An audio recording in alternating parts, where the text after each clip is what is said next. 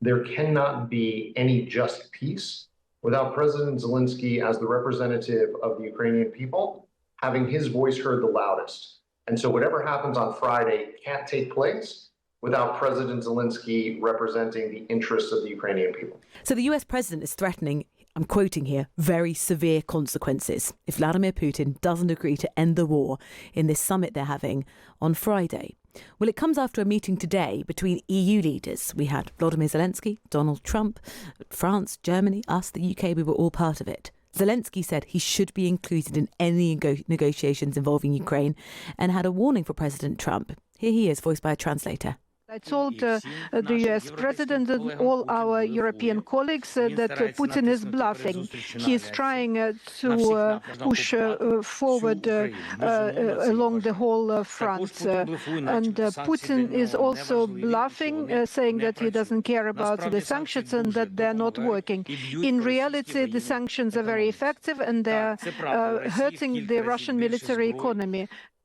Well, while this is going on, the situation on the ground is still changing. The front line still shifting as Russia is now encroaching in some areas that have been ground to a halt for several months.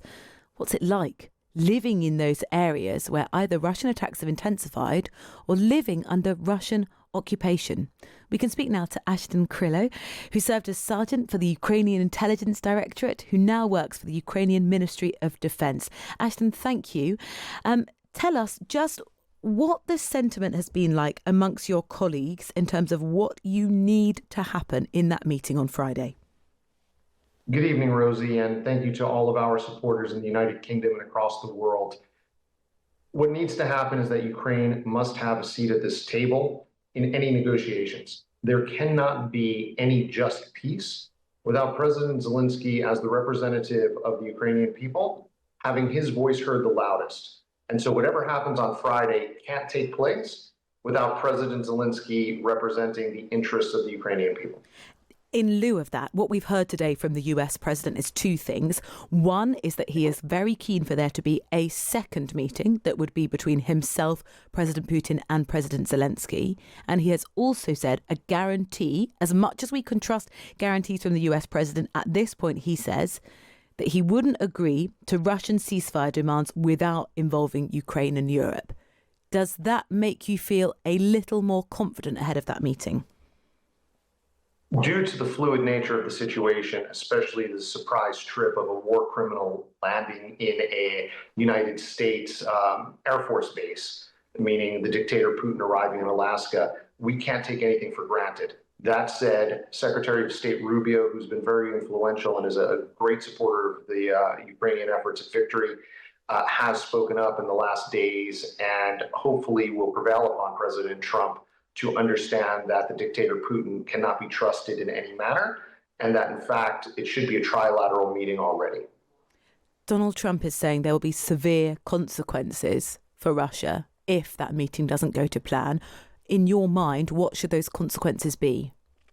The consequences should be an absolute shutdown of the Russian economy.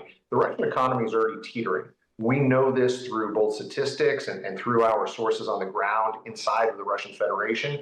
The Russian war economy is in tatters. It's being supported by North Koreans, by the vassal state in Belarus, by the People's Republic of China, and of course, Iran, North Korea. They cannot survive on their own. What we need is a complete sanctions bill that shuts down both the actual economics that we know about publicly, but also the shadow economics that the Russian Federation engages in. Once that happens, you'll see Russia collapse. We don't know exactly what Donald Trump means. He just said there would be severe consequences for Russia if that meeting doesn't go to plan. A lot of what is up for debate right now is Europe's borders are going to be redrawn, we expect, in some capacity, if there is a peace deal. That's quite a lot further in the future. Tell us what it is like for your friends, your colleagues who are currently living in Russian-occupied Ukraine. What's that been like? So in these temporarily occupied areas of Ukraine, we know from civilians that what are we seeing coming out of there? Rape, torture, some abject killings, murder. very similar to the types of murders that were taking place in Bucha and Irpin under the direction of Vladimir Putin and his military. So that's what's happening. We're seeing people being cut off, that if they're not taking Russian passports, they are being told they can't get medicine. No water is running, including in places that Russia's occupied temporarily for some years now. And so ultimately what we are seeing is a genocide of the Ukrainian people who are stuck in areas of Russian occupation. As for our assault troops, what are they seeing at the very front, at the line of contact? They're seeing Russians throwing themselves in suicidal assaults to basically attempt to move a few hundred meters in one direction or another. There's been a lot of reporting that they had a breakthrough. It's not so much of a breakthrough as Russia just flooding the area with people that they consider expendable. And the Russian troops are dying in vast quantities because Putin doesn't care about his own people any more than he cares about anyone else. How does it sit with you that a peace agreement may mean that land that was lost does not get reclaimed? That's something for President Zelensky to discuss, but the constitution of the Ukraine's constitution is clear. Land cannot just be given away. So whether there is a temporary diplomatic solution during a ceasefire is one thing. The idea that Ukraine is going to just hand over land to the Russian Federation is a foolhardy idea, specifically because it's illegal to happen under the Ukrainian constitution. What do you imagine will happen? Because from President Putin's side, it is hard to see a scenario where he will readily give up territory that he's been holding for the last 3 years. Again, a lot depends on Friday and a lot depends on what's going forward. As long as our partners, such as the United Kingdom, our partners in the European Union, and of course the United States, stand resolute with us, then we can watch Russia collapse. As the oil markets are dropping, Russia's lifeline to any sort of economic stability is rapidly drying up. And so Putin may not have a chance to make a decision about the land if, in fact, our partners can hold out with us until Russia's economy collapses. That relies on a significant stepping up of those sanctions or consequences from the US President Donald Trump, does it not? And do you think he will do that? Again, what President Trump does on a day-to-day basis is oftentimes a mystery.